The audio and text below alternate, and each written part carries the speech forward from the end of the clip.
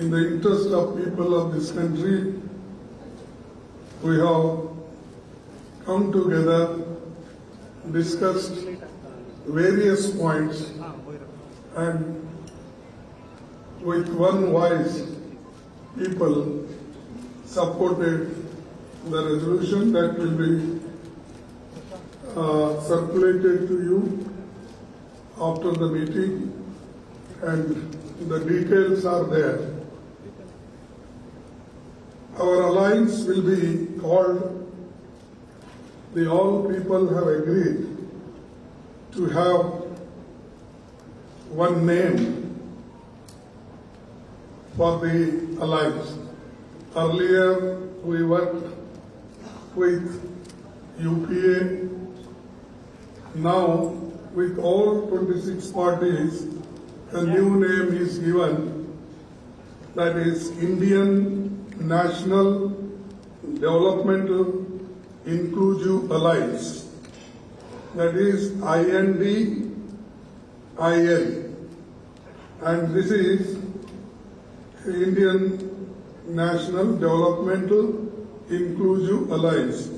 So everybody agreed for this, and unanimously this name is given, and everybody is happy with this name. लड़ाई BJP की विचारधारा, उनकी सोच के खिलाफ है। वो देश पर आक्रमण कर रहे हैं, बेरोजगारी फैल रही है, देश का पूरा धन चुने हुए लोगों के हाथ में जा रहा है। और इसलिए जब हम डिस्कशन कर रहे थे, हमने अपने आप से सवाल पूछा, लड़ाई किसके बीच में है? ये लड़ाई ऑपोजिशन और बीजेपी के बीच में लड़ाई नहीं है। देश की आवाज को दबाया और कुचला जा रहा है। ये देश की आवाज के लिए लड़ाई है, और इसीलिए ये नाम चुना गया,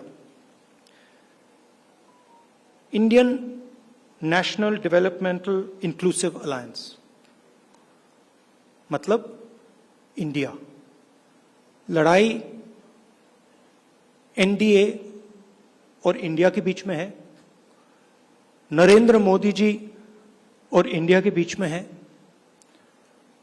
उनकी विचारधारा और इंडिया के बीच में है।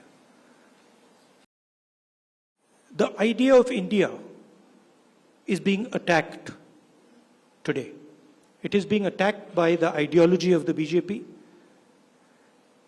The wealth of India is being snatched from the millions and millions of Indians and being handed over to a few business people who are close to the Prime Minister and to the BJP.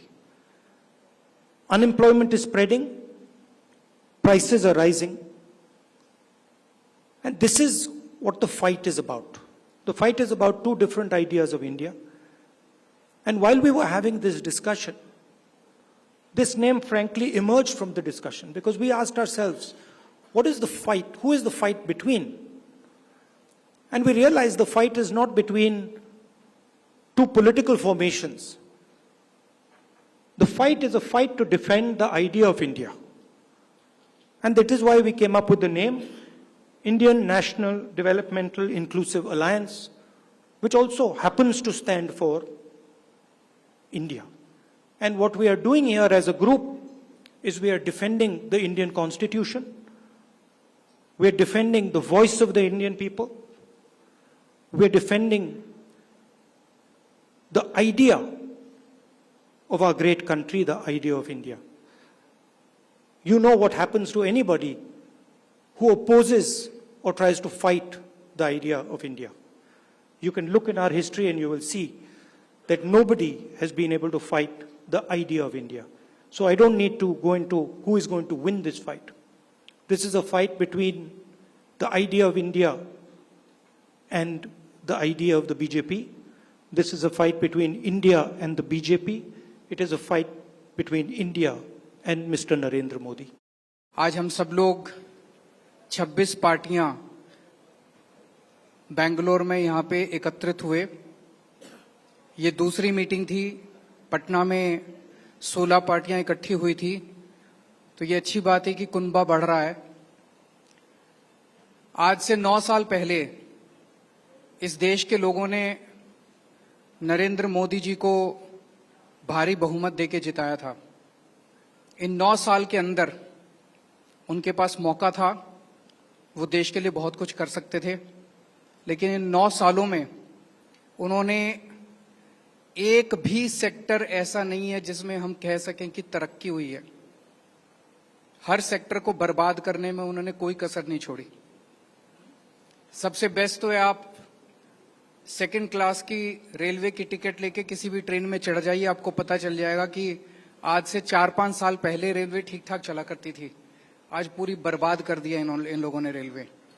इन्होंने economy बर्बाद कर दी, इन्होंने railway बर्बाद कर दी, सारे airport बेच दिए, इन्होंने जहाज बेच दिए, आसमान बेच दिया, धरती बेच दी, पाताल बेच दिया, सब कुछ इन्होंने अपने लोगों को बेच दिया, कोई कसर नहीं छोड़ी।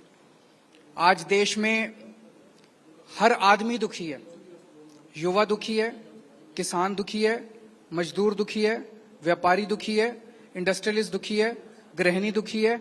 ऐसा कौन सा व्यक्ति है जो दुखी नहीं है? तो आज ये 26 पार्टियां हम सब लोग अपने लिए एकत्रित नहीं हुए।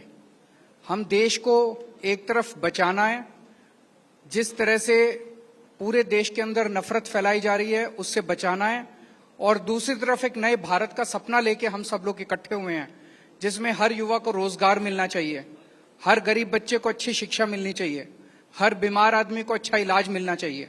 ये सपना लेके हम सब लोग इकट्ठे हुए हैं, जहां पे ऐसा भारत होगा जहां सब सुख शांति होगी, प्यार मोहब्बत होगी और देश तरक्की करेगा, ना कि देश के संसाधन जो हैं कुछ लोगों के लिए, चंद लोगों के लिए लुटाए जाएंगे। आज बहुत अच्छा डिस्कशन हुआ और मैं कर्नाटक सरकार को, कांग्रेस पार्टी को, सीतारामैया जी को बहुत बहुत धन्यवाद करना चाहता हूं आज की ये मीटिंग होस्ट करने के लिए। Thank you so much. Today the meeting was very good. It was constructive, fruitful, and I think from today it's a real challenge. We already started. हमारा जो अलायंस मीन्स जो 26 पार्टी का meeting हुआ, इसमें तैयार हुआ। पहले आप यूपीए के नाम सुना, एनडीए तो अभी भी है लेकिन एग्जिस्टेंस नहीं है। इसी के लिए आने वाला दिन देश में जो जिंदगी खतरा में है, चाहे दलित हो, चाहे माइनॉरिटी हो, चाहे हिंदू हो, चाहे मुस्लिम हो, चाहे सिख हो, चाहे ईसाई हो, चाहे मणिपुर हो, चाहे अरुणाचल हो, चाहे उत्तर प्रदेश हो, चाहे दिल्ली हो, चाहे बंगाल हो, चाहे बिहार हो, चाहे महाराष्ट्र हो, सरकार बेचना, सरकार खरीद करना एक ही काम है गवर्नमेंट का। दूसरी कामयाब मीटिंग हुई है हमारी, और आपने देखा होगा तानाशाही के खिलाफ जनता इकट्ठा हो रही है।